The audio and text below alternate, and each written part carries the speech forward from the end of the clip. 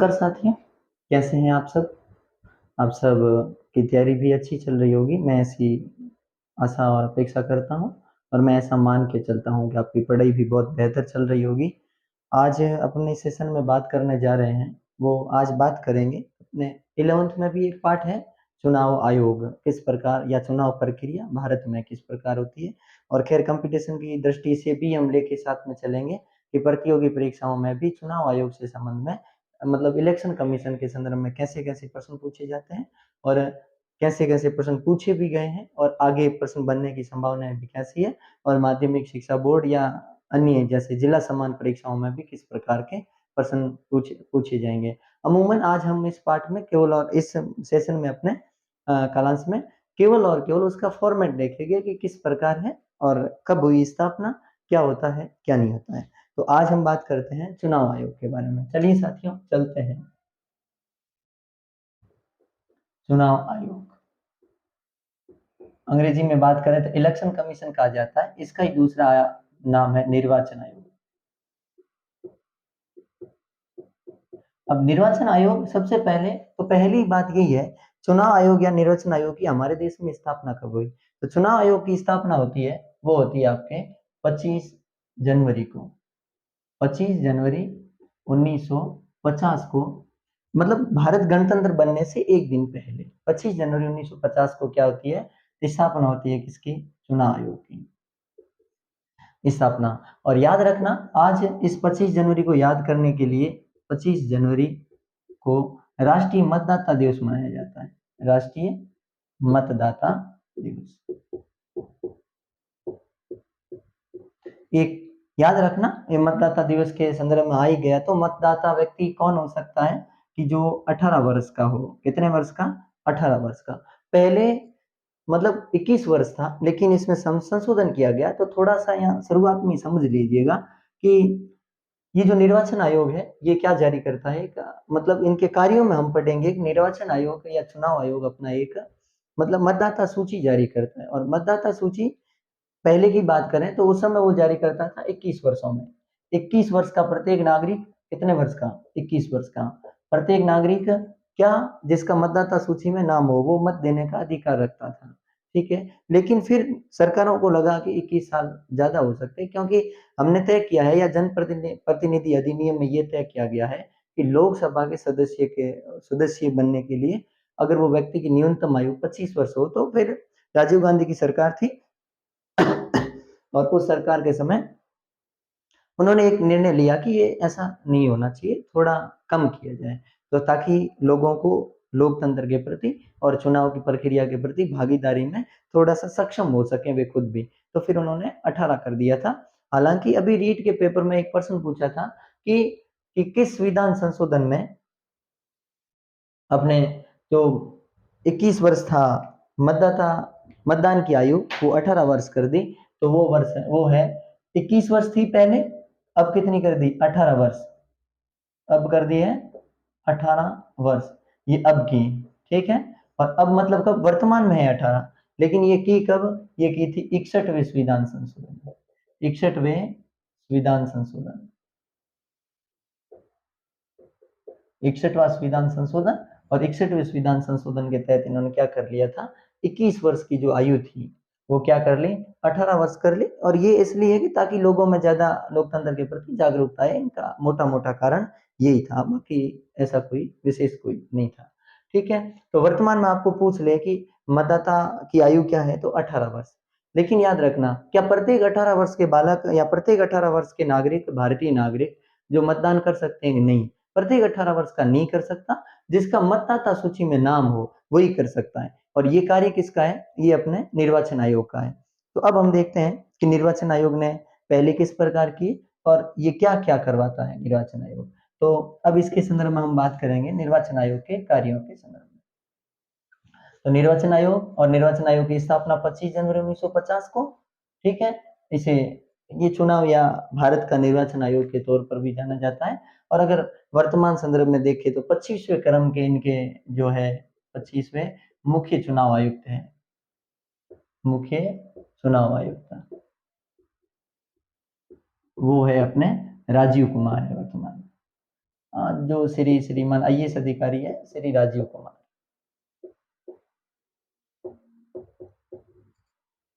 इनसे पहले अपने सुशील चंद्रा थे, सुशील चंद्रा जी के उत्तराधिकारी है, और सुशील चंद्रा जी से पहले सुनील अरोड़ा थे। हम इसमें एक वाईवी कुरैशी नाम करके भी भारत के मुख्य चुनाव आयुक्त हुए हैं, उनके संदर्भ में भी बात करेंगे। लेकिन आज आपको याद रखना है कि वर्तमान में जो 25वां है वो वर्तमान में है, और इनका क्रम है 25वां, बाकी है कहाँ वर्तमान में मुख्य चुनाव आयुक्त है श्री राजीव कुमार। अब देखिए चुनाव आयोग का क्या क्या काम होता है, चुनाव आयोग के कार्य, इनके क्या कार्य हो सकते हैं। तो देखिए सबसे पहले जिस समय चुनाव आयोग की स्थापना की गई उस समय चुनाव आयोग के पास बहुत सारे मतलब जो कार्य उस समय भी थे वो कार्य आज भी है। लेकिन उस समय देश में पहला लोकतंत्र की चुनाव हो रहा था, और हमने बहुत जगह पर पढ़ा होगा या आपने भी कहीं पढ़ा होगा कि 1952 का चुनाव जो करवाया था सरकार ने या चुनाव आयोग ने, उसके ऊपर कैसी कैसी तो अफवाहें चली थी कि ये कभी सक्सेस ही नहीं होगा, या कोई कह रहे थे नेहरू अपनी जिंदगी की सबसे बड़ी भूल कर रहे हैं, तो कोई कह रहा था ये भारतीय लोकतंत्र राजनीति का सबसे बड़ा जुआ है। तो ऐसे विचारधारा वाले लोग बहुत सारे थे, और उन्होंने कहा भी था, हालांकि सफल चुनाव होते ही लोगों के मुंह पर तमाचा भी लगा था, जो चुनाव का विरोध कर रहे थे या जिनके मन में ये बात यूं घर कर गई थी कि चुनाव सफल हो ही नहीं सकते। तो अब चुनाव आयोग के कार्य क्या है। चुनाव आयोग का पहला कार्य था चुनाव करवाना। क्या है, चुनाव करवाना। तो अब ये किन किन के चुनाव करवाएगा, क्या सबके चुनाव यही करवाएगा, नहीं ऐसा नहीं। पंचायत स्तर पर भी चुनाव ये करवाएगा, ऐसा नहीं, ऐसा भी नहीं। देखो ये किन किन के चुनाव करवाएगा, एक तो है राष्ट्रपति, चुनाव आयोग किन के चुनाव करवाता है, राष्ट्रपति। दूसरा उपराष्ट्रपति, ठीक है। तीसरा मैं यहाँ संसद ले लेता हूं ताकि आप समझ चुके होंगे, संसद में मैं यहाँ बात कर रहा हूं लोकसभा राज्यसभा। और संसद में आपको पता होगा आर्टिकल 79 ये भी कहता है संसद के 3 अंग हैं, और जिसमें राष्ट्रपति और 2 लोकसभा, राज्यसभा और लोकसभा तीनों मिलकर। अगर मैं यहाँ राष्ट्रपति नहीं भी लिखूं और केवल लोकसभा और राज्यसभा नहीं लिखूं, केवल संसद लिखूं, तो राष्ट्रपति भी सम्मिलित आ जाते हैं। तथा इसके साथ ही राज्यों के विधानमंडल, राज्यों के विधानमंडल, विधानसभा नहीं लिख रहा हूं मैं यहाँ, विधानमंडल लिख रहा हूँ। अब जिसमें विधानसभा है उसमें तो विधानसभा होगी, और आपको पता है कि वर्तमान में देश में 6 ऐसे राज्य हैं, जैसे बिहार है, आंध्र प्रदेश है, तेलंगाना है, महाराष्ट्र है, उत्तर प्रदेश है, उनमें अपने विधान परिषदें भी हैं। तो उनका चुनाव भी कौन करवाएगा, चुनाव आयोग करवाएगा। अब देखो आपको पता होगा 73वां और 74वां संविधान संशोधन, 73वां और 74वां संविधान संशोधन, और इस विधान संशोधन के जरिए क्या हुआ था, इस विधान संशोधन के जरिए ये तय किया गया कि जो राज्यों में चुनाव करवाएगा ना, जो पंचायती राज का, वो राज्य निर्वाचन आयोग करवाएगा। और ये राज्य निर्वाचन आयोग किसके अंडर में रहेगा, भारतीय चुनाव आयोग के अंडर में रहकर काम करेगा। लेकिन ये जिस समय राज्यों में चुनाव करवाएगा उस समय स्वतंत्र रहेगा, ऐसी कोई समस्या नहीं है इसमें कि भाई जो वैसा कहे वैसा ही करें। लेकिन जिस समय विधानसभाओं के चुनाव हो उस समय भी ये किसके तौर पर काम करेगा, ये भारतीय चुनाव आयोग के तौर पर काम करेगा। राज्य निर्वाचन आयोग भी, प्रत्येक राज्यों में अलग अलग निर्वाचन आयुक्त एक भी हो सकते हैं, उससे ज्यादा भी हो सकते हैं, इनकी नियुक्ति चुनाव आयोग के परामर्श पर राष्ट्रपति करते हैं। अब देखो पहला कार्य है इनका चुनाव करवाना, किसका, राष्ट्रपति का, उपराष्ट्रपति का, संसद, लोकसभा, राज्यसभा तथा राज्यों के विधानमंडल का। ठीक है। दूसरा काम है मतदाता सूची जारी करना। क्या काम है, मतदाता सूची। अब देखो मतदाता सूची जारी करना, मतदाता सूची में संशोधन करना, ये सारा का सारा काम किसका है, ये सारा का सारा काम है चुनाव आयोग का। मतदाता सूची में अब पहली बार जिस समय जारी किया गया तो थोड़ी समस्या आई थी, क्योंकि बहुत सारी महिलाएं अपना नाम अल्लाम की बेटी और फलाम की बहू के नाम से, जिसके संदर्भ में लगभग पहले आम चुनाव में 40 लाख महिलाओं के नाम भी हटाए गए थे। मतदाता सूची का मतलब है कि 18 वर्तमान में 18 वर्ष का प्रत्येक नागरिक जिसका हर संभव प्रयास हो उसका नाम आए, और अगर मान लो किसी की डेथ हो गई है तो उसका नाम हटे मतदाता सूची से, और ऐसा कोई भी व्यक्ति नहीं हो जो 18 वर्ष का हो गया है उसका मतदाता सूची में नाम नहीं हो, ऐसा प्रयास करेगा। मतलब ऐसा काम किसका है, चुनाव आयोग का। तो मतदाता सूची करना भी चुनाव आयोग का काम है। तीसरा, वो है अपना परिसीमन का। परिसीमन, परिसीमन से आप सब परिचित होंगे। परिसीमन का मतलब होता है, जैसे हमने देखा कि ये विधानसभा क्षेत्र है, ये अपना संसदीय क्षेत्र है, तो इन क्षेत्रों का आवंटन करना या इन क्षेत्रों की सीमाएं तय करना, ये कौन करेगा? परिसीमन करेगा। और परिसीमन किसके अंडर में रह के काम करेगा? ये चुनाव आयोग के अंडर में रह के। लेकिन याद रखना, पहले आम चुनाव में परिसीमन को गठित नहीं किया गया था। क्यों गठित नहीं किया गया? उस समय राष्ट्रपति ने ही ये सारा काम किया था। हालांकि चुनाव आयोग के नेतृत्व में किया था, परामर्श पर किया था, सलाह पर किया था, लेकिन वो संभव बैठ नहीं, सही हो नहीं सका। तो इसके लिए भारतीय संविधान के आर्टिकल 82 में परिसीमन का बात की गई है, और परिसीमन की नियुक्ति है वो राष्ट्रपति करता है। कौन करता है? राष्ट्रपति। राष्ट्रपति द्वारा नियुक्ति किसकी? परिसीमन की। और इसकी क्या है, इसका कार्य क्या है? सीमाओं का सीमांकन करना, तय करना कि कहाँ का संसदीय क्षेत्र है, कहाँ का अपने विधानसभा क्षेत्र है, कौन सा, जैसे अब जोधपुर संसदीय क्षेत्र है तो कौन सा गांव का अंतिम छोर या कौन से गांव की अंतिम सीमा है वो जोधपुर में आएगी, और कौन सी जैसलमेर, बीकानेर या बाकी अन्य जैसे भी है। जैसे कि अगर हम बात करें, जैसे लोहावट है, शेरगढ़ है, अलग अलग हमारे विधानसभा क्षेत्र है, तो कहाँ है? पहले देचू भी शेरगढ़ में आता था, लेकिन अभी परिवर्तन करके पिछले ही चुनाव में शेरगढ़ में किया, बजाय अब देचू को किस में, लोहावट में है। तो ये है संसदीय क्षेत्रों में, विधानसभा क्षेत्रों में परिवर्तन, और ये सारा काम कौन करवाएगा? परिसीमन करवाएगा। इसके साथ ही परिसीमन का ये भी काम है, नहीं माफ कीजिएगा, अपने चुनाव आयोग का ये भी काम है कि निष्पक्ष चुनाव हो। कैसा चुनाव हो? निष्पक्ष चुनाव। और पांचवा ये भी लिखा है, लाभ के पद के बारे में भी शक्ति किसके है? लाभ का पद। लाभ के पद के बारे में भी शक्ति किसके पास है? चुनाव आयोग के पास है। संविधान में लाभ के पद की तो बात की गई, लेकिन लाभ के पद को परिभाषित नहीं किया गया है कि कौन सा पद लाभ का होगा। ठीक है, तो इस लाभ के पद के संदर्भ में अगर कोई विवाद पैदा हो जाता है तो भी निर्णय राष्ट्रपति देता है, लेकिन राष्ट्रपति सलाह पर देता है। किसकी सलाह पर? जो मुख्य चुनाव आयुक्त है उनकी सलाह पे देते हैं। जो मुख्य चुनाव आयुक्त सलाह देते हैं, उनकी सलाह को राष्ट्रपति मानकर आगे वो सलाह पेश करते हैं। ये मतलब मोटे मोटे तरीके से ये चुनाव आयोग के कार्य है हमारे देश में, मोटे मोटे तरीके से। अब दूसरी बात करें कि वर्तमान में चुनाव आयोग का क्या कार्यकाल है। मुख्य चुनाव आयुक्त है, या एक है या तीन है, या पहले थे या ज्यादा थे, बहुसदस्य है या एकल सदस्य। अब दूसरी बात है हमारी ये।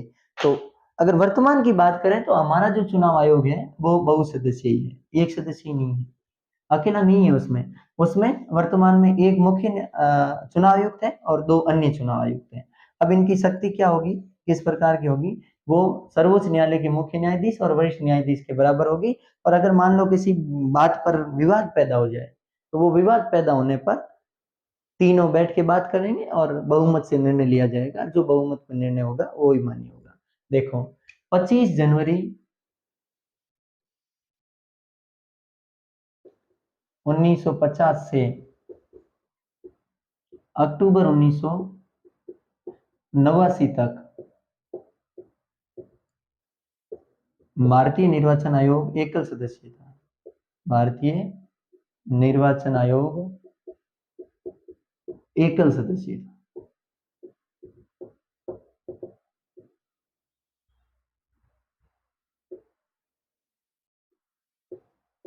कितना सदस्य था? मतलब एक ही थे, और वो एक कौन थे? मुख्य चुनाव आयुक्त। मुख्य चुनाव आयुक्त, ठीक है। लेकिन फिर क्या हुआ, ये तो पहली बात है। दूसरी बात, 16 अक्टूबर मेरे ख्याल से, मुझे याद आ रहा है 16 अक्टूबर ही होगा, या अक्टूबर ही लिख दो आप। अक्टूबर 1989 से जनवरी 1990 तक। कुछ किताबों में दिसंबर लिखा है, 1 जनवरी है मेरे ख्याल से, कुछ मुझे याद आ रहा है 1 जनवरी 1990 तक ये बहुसदस्यीय रहा।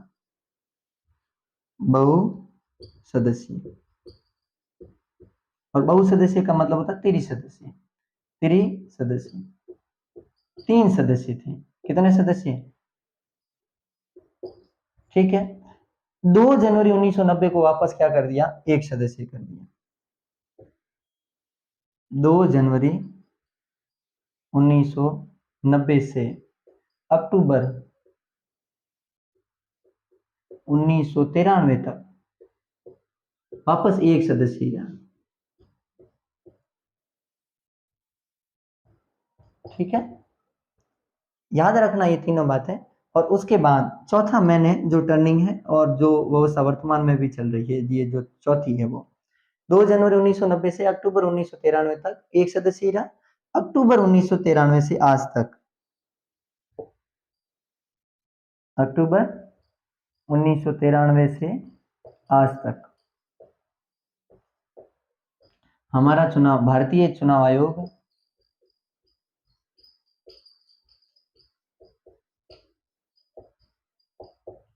30 सदस्यीय, मतलब बहुसदस्यीय, बहुसदस्य। और बहुसदस्य मतलब कितने सदस्य है? 3 सदस्य। और 3 सदस्य कौन है? तो 3 सदस्य, एक तो ये पहला तो मुख्य निर्वाचन आयुक्त है, ये मैं यहाँ लिख देता हूँ वापस। ठीक है, इलेक्शन कमीशन के इसे कहते हैं इलेक्शन कमिश्नर। ठीक है, CEC, चीफ इलेक्शन कमिश्नर। ठीक है, और 2 होते हैं इलेक्शन कमिश्नर। और हिंदी में अब बात करें तो एक है मुख्य चुनाव आयुक्त और 2 है चुनाव आयुक्त। ठीक है, तो फिर देखा गया कि कोई विरोध वगैरह होगा, विद्रोह वगैरह होगा, तो जैसे किसी, तो मैंने कहा था ना, अभी हम बात कर रहे हैं कि फिर लिखा गया है कि अगर इन तीनों के मध्य किसी विषय को लेकर विवाद पैदा हो जाए तो फिर तीनों में बहुमत, फिर तीन जिसके पक्ष में 2 होंगे तो फिर वो मान्य होगा, मतलब बहुमत का ही मान्य होगा। और दूसरा, जो मुख्य चुनाव आयुक्त है ये है, जो ये सुप्रीम कोर्ट के मुख्य न्यायाधीश है उनके बराबर है। और ये जो चुनाव आयुक्त है ये है अपने वरिष्ठ न्यायाधीशों के बराबर है, इनके पास शक्तियां। ठीक है, और दूसरा दूसरा याद रखना है कि मुख्य निर्वाचन आयुक्त है वो या तो 6 वर्ष का कार्यकाल, इनका कार्यकाल कितना, 6 वर्ष या 65 वर्ष, कितना कार्यकाल है। आपको प्रश्न पूछ ले कि सर्वोच्च न्यायालय के मुख्य न्यायाधीश का कार्यकाल, माफ कीजिएगा, अपने चुनाव आयोग के मुख्य निर्वाचन अधिकारी या मुख्य चुनाव आयुक्त का कार्यकाल कितना है, तो वो है आपका कार्यकाल 6 वर्ष है या तो, और या 65 वर्ष। या तो 6 वर्ष पहले हो जाए तो पहले रिटायरमेंट हो सकते हैं, सेवानिवृत्त हो सकते हैं। और अगर 65 वर्ष हो जाते हैं, भले ही उसने 2 वर्ष ही कार्य किया हो या उन्होंने 2 वर्ष ही कार्य किया हो, तो उनका भी 65 वर्ष की आयु होते ही क्या होगा, सेवानिवृत्ति, और उनका आगे उत्तराधिकारी अपना काम संभालेगा। एक तो चीज है ये। अब दूसरा, क्या इन्हें हम मन मर्जी से हटा सकते हैं? नहीं, ऐसा नहीं हो सकता साथियों। इन्हें निर्वाचन, इनका निर्वाचन मतलब इनको नियुक्त राष्ट्रपति करता है, एक ये भी ध्यान रखना। चुनाव अधिक जो है आयुक्त है मुख्य चुनाव आयुक्त, और अन्य चुनाव आयुक्त है। मुख्य चुनाव आयुक्त राष्ट्रपति करते हैं, फिर मुख्य चुनाव आयुक्त के कहने या के साथ मिलकर अन्य चुनाव आयुक्तों की नियुक्ति की जाती है। उस समय अध्यक्षता करते हैं कौन? मुख्य चुनाव आयुक्त, उस कमेटी की या उस बैठक की। अब देखो, इन्हें हटाने के लिए महाभियोग का प्रस्ताव है। कैसा प्रस्ताव है? महाभियोग। अगर एक बार बन गए तो फिर इन्हें हटाना है तो महाभियोग के जरिए ही हटाया जाएगा। हालांकि ये लिखा है कि सुप्रीम कोर्ट के मुख्य न्यायाधीश को जिस प्रक्रिया के द्वारा हटाया जाता है उसी प्रक्रिया के द्वारा, और कुल तो मतलब सदस्यों का बहुमत,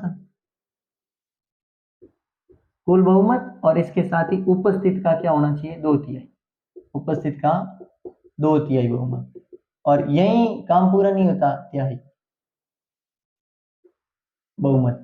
अब देखो, ये होने के बाद फिर राष्ट्रपति, और जो ही राष्ट्रपति हस्ताक्षर करता है तो निर्वाचन आयुक्त है वो स्वतः ही उनका पद खाली मान लिया जाता है, पद खाली हो जाता है। ये प्रक्रिया है इनको हटाने में। अब आगे हम इसमें ये पढ़ेंगे कि इनमें संशोधन की कहाँ आवश्यकता है या ये परिवर्तन क्यों किए गए।